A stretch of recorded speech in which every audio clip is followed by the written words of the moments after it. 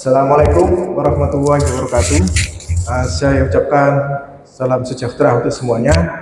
Alhamdulillah pada kesempatan ini kita masih diberikan kesehatan untuk bertemu dalam acara proyek pembuatan video untuk mata kuliah pendidikan patriotisme kelas U Universitas 17 Agustus 1945 Surabaya yang diampu oleh Bapak Insinyur Ricardus Widodo MM. Adapun tema yang akan kita ambil adalah bela negara. Sebelumnya, mohon izin kami memperkenalkan diri dari kelompok 6. Saya sendiri Muhammad Al-Hasyudi, NPI 14523000063. Perkenalkan, nama saya Ondi, NIM 512-400-291. Dan saya Andika Yusril Bagawanta dengan NIM 1462100110. Dan sebelah ini teman saya Maulana Pandu Wicaksana dengan NIM 18121000013. Alhamdulillah, dalam kesempatan ini kita berhasil mengundang narasumber kita, Bapak Mayor Marinir Ondi dari TNI Angkatan Laut.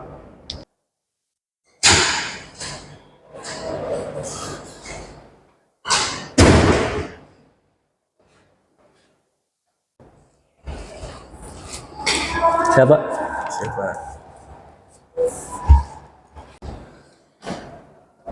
Selamat malam, Pak Malam. Mayor Ondi. Selamat malam, Pak. Terima kasih Bapak atas waktu dan kesempatannya sehingga bisa hadir di acara proyek pembuatan video kali ini. Bagaimana Pak? Sehat? Alhamdulillah, sehat selalu, Pak. Semoga Bapak juga sehat semua ya. Alhamdulillah Pak, teman-teman juga sehat semuanya. Baik Bapak Mayor Ondi yang kami hormati, ini kita ambil topik bela negara Pak. Ya. Khususnya mengenai permasalahan yang ada di Provinsi Aceh yang merupakan bagian dari Negara Kesatuan Republik Indonesia yang punya histori bermacam-macam latar belakangnya. Untuk yang ini Pak, pertama bisa diceritakan Pak latar belakang Bapak dan bagaimana Bapak bisa terpilih untuk bertugas di daerah pada masa darurat militer di Aceh. Ya. Silakan Pak. Kami dari satuan itu dulu berangkat sekitar tahun 2003 ya. 2003 masa darurat militer itu. Kenapa kami terpilih? Karena ya yang pertama secara fisik kami sehat ya. Kan dilihat fisiknya dulu, oh sehat. Kemudian kami juga sebagai komandan tim waktu itu, sehingga kami harus membawa tim untuk berangkat ke daerah penugasan di Aceh. Secara mental dan fisik kami sehat. Itu yang kriteria pemilihan yang pertama itu. Baik Pak, tentunya ada perasaan ya Pak ya, ketika Bapak pertama kali mendapatkan perintah untuk bertugas di Aceh selama masa darurat militer Pak. Ya. Bisa dijelaskan Pak? Perasaan pertama saya tentunya bangga ya sebagai prajurit yang merindukan penugasan. Karena dengan penugasan itu kami akan mendapatkan pengalaman dari situ sehingga menjadi bekal kami untuk langkah selanjutnya menjadi militer. Lalu kemudian tugas dan pengalaman di lapangan ini, apa saja tugas utama yang Bapak jalani selama bertugas di Aceh?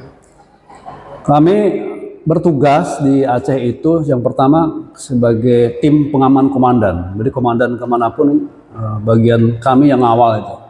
Yang kedua, kami bertugas untuk patroli di daerah Aceh itu. Yang ketiga, tugas kami adalah membantu ketika ada pos-pos diserang. Itu kami datang untuk membantu. Yang tugas terakhir adalah membantu evakuasi ketika ada teman-teman yang kena tembak atau kena bom, itu kami yang mengantar ke rumah sakit di Lok Semawe. Lalu bagaimana Bapak menggambarkan kondisi di lapangan selama masa darurat militer di Aceh? Ya, kondisi lapangan cukup menegangkan ya, karena saat itu kemana-mana kami kadang di perjalanan kami dihalangi dengan pohon-pohon kelapa gitu ya, sehingga kami harus membereskan kelapa itu dulu. Pada saat membereskan pohon kelapa itu kami diserang gitu ya. Jadi ya cukup menegangkan lah, karena kan nyawa taruhannya itu ya, seperti itu. Oke. Lalu apa sih Pak tantangan terbesar yang Bapak hadapi selama bertugas di wilayah konflik? Tantangan terbesarnya satu ya, terutama masalah keselamatan ya. Tentu orang kalau dia pengen selamat ya, di mana-mana juga sama. Yang kedua ya rasa bosan. Jadi kalau dari tugas itu menjelang 3 bulan ke atas muncul rasa bosan, sehingga kami dan tim itu harus mencari solusi bagaimana mengatasi rasa bosan itu. Baiklah, Mayor Ondi, kita lanjutkan untuk masalah kondisi dan keamanan, Pak. Ya, Jadi Mayor Ondi sudah bertugas di sana, Pak. Bagaimana Bapak dan rekan-rekan menjaga keamanan diri dan menjaga keamanan wilayah di Aceh, Pak? ya kalau kami di di basis ya. Ketika kami di basis, ya kami jaga. Ada pos-pos yang untuk jaga supaya rekan-rekan lagi istirahat aman, dan ini bergantian jaga gitu ya di pos-pos tersebut. Seperti itu, Pak. Ya, baik, Pak. Selanjutnya, Pak, apa yang Bapak lakukan untuk mengatasi rasa takut ya? Ini kan di daerah pergolakan ya, Ya, dan ketidakpastian saat menghadapi situasi yang berbahaya di lapangan.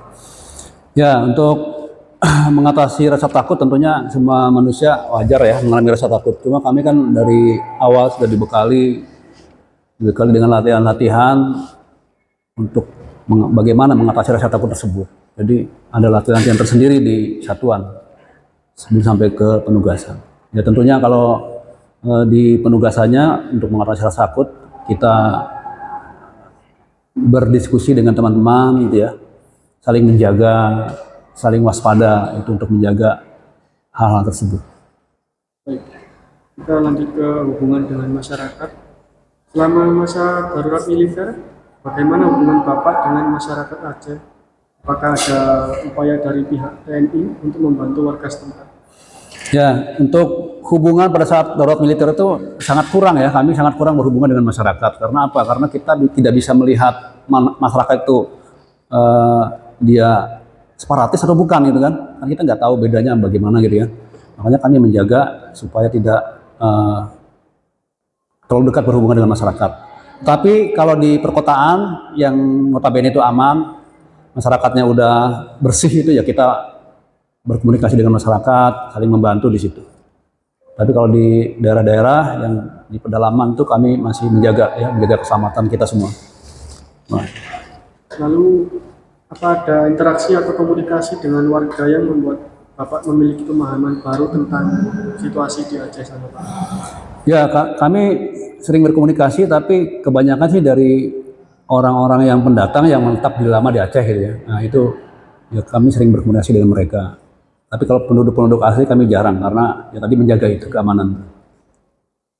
Lalu apa sih Pak pendapat Bapak tentang peran TNI dalam menjaga ketertiban dan memberikan bantuan di tengah konflik yang sedang berlangsung? Ya, peran TNI yang intinya kami dari satuan dari Angkatan Laut ini ingin ya NKRI itu tetap bersatu gitu ya, jangan sampai terpisah, sehingga kami berusaha berjuang untuk menyelamatkan NKRI ini supaya tetap utuh gitu ya. Ini Pak Mayor Ondi, Ya. selama bertugas di Aceh, Pak Mayor Ondi kan jadi punya pengalaman pribadi ya, Ya. dan mental yang sudah teruji. Ini bagaimana Bapak menjaga semangat? Ya. Harus tetap semangat ya, Ya. dan moral diri sendiri dan rekan-rekan selama bertugas di Aceh, Pak. Ya, kita selalu menjaga semangat, terutama karena kita kalau misalkan bosan gitu ya. Dulu kebetulan ada handphone ya, belum ada handphone sih dulu. Ada saluran telepon ya di pos itu. Jadi kami bergantian untuk menjaga semangat, nanti tanya kabar di rumah sehat. Nah, itu membuat kita semangat.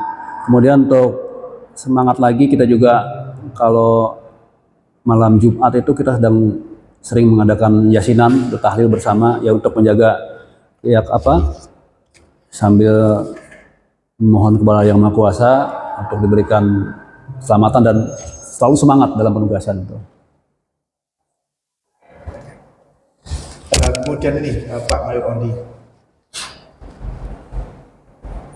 apa yang Bapak rindukan dari kehidupan Bapak di luar tugas militer selama bertugas di Aceh, Pak?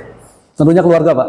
Kami rindukan anak-anak gitu kan. Kadang-kadang anak tanya ke saya, gimana kabarnya gitu ya. Istri semua juga keluarga itu yang kami rindukan dan juga membuat kami semangat untuk selalu bertugas gitu ya, menjaga keselamatan. Baik, kita lanjut ke refleksi dan pembelajaran. Apa yang Bapak pelajari tentang diri sendiri selama bertugas di Aceh pada masa darurat militer? Yang saya pelajari dari diri sendiri, satu, kita belajar untuk bersabar gitu ya, disiplin, kemudian belajar tahan mental ya, tahan uji ya, karena kadang kita masuk ke hutan, kadang kekurangan makan, kekurangan minum, nah itu yang bisa melatih sehingga kami ini ya insya Allah lebih kuat gitu ya setelah penugasan ini. Lalu menurut Bapak, apa sih Pak pelajaran terbesar yang bisa diambil dari pengalaman Anda di Aceh, baik untuk militer ataupun untuk masyarakat Indonesia? Pengalaman pelajaran yang terbesar yang saya bisa ambil, jadi ketika mungkin ketidakadilan itu tidak merata di seluruh negeri ya, tidak di Aceh saja, mungkin ya masyarakat itu akan berontak gitu ya, apalagi negeri itu atau daerah itu punya kekayaan yang sangat banyak gitu. Soalnya di Aceh kan minyaknya banyak gitu ya. Nah itu ketika mungkin keadilannya kurang merata, nah itu akan menimbulkan, pasti akan menimbulkan konflik gitu di situ. Itu pelajaran yang bisa kita ambil sehingga ya kita memohon kepada pemerintah untuk selalu bersikap adil kepada seluruh masyarakat Indonesia, terutama ya di daerah-daerah itu. Lalu bagaimana pengalaman saat mempengaruhi pandangan Anda tentang konflik dan perdamaian? Ya akhirnya pengalaman saya itu ya membuat saya mungkin semakin dewasa gitu ya, semakin dewasa.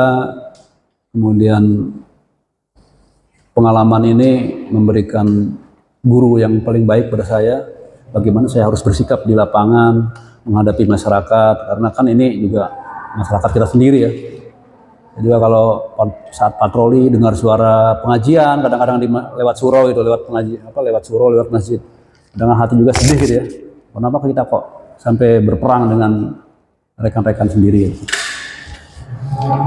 Ya, baik Pak, Pak Mayor Rondi, tentunya Bapak punya harapan dengan bertugas di Aceh. Harapan Bapak untuk masa depan Aceh setelah masa darurat militer seperti apa Pak? Harapan saya tentunya konflik ini segera diakhiri gitu ya, segera berakhir, dan alhamdulillah kan udah berakhir konfliknya itu. Itu kan pengalaman saya 2003 kan, alhamdulillah sudah berakhir, dan saya sebagai prajurit itu mengharapkan ya masyarakat itu ya mendapatkan kesejahteraan sehingga mereka hidup dengan tenang, bisa menyatu, bisa membangun bangsa ini lebih baik lagi ke depannya itu Pak. Ya, tentunya Pak Ondi punya ini Pak, pesan yang ingin disampaikan kepada masyarakat Indonesia terkait tugas TNI di Aceh. Apa yang ingin Bapak katakan sehingga nanti terutama generasi muda kita ini Pak? Pesan saya mungkin karena alhamdulillahnya tugasnya di Aceh kan sudah berakhir, udah Aceh sudah udah diberikan keleluasaan ya otonomi daerah. Kalau pesan-pesan saya kepada teman-teman saya yang di TNI ketika bertugas ya, satu, tetap disiplin, kemudian selalu mengutamakan ya sabarlah kalau menghadapi situasi, supaya apa, supaya ya sama-sama ini ya, sama-sama baiknya gitu kan, karena itu juga sahabat-sahabat kita, teman-teman kita, rekan-rekan kita yang harus kita lindungi sebagai sebagai prajurit gitu ya, melindungi masyarakat. Itu harapan saya itu. Baik, terima kasih Bapak Mayor Ondi. Diskusi dan wawancara kali ini cukup sekian, dan kami ucapkan banyak terima kasih atas kesempatan waktunya Bapak Mayor Ondi untuk hadir di acara diskusi dan wawancara ini. Dan saya akhiri. Wassalamualaikum warahmatullahi wabarakatuh. Waalaikumsalam. Terima kasih Pak kepada rekan-rekan semua.